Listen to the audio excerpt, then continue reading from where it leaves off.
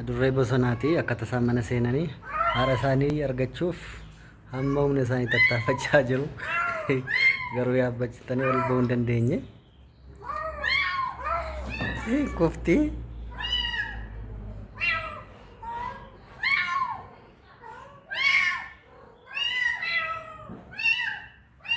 haati akkuma ilaalaa jirtan gara olii sana jirti. Ilmoon lamaan akka tasaa mooraa seentee ba'uu dadhabde. Baasuun hin danda'ama garuu takkattiin akka bashannantaniif.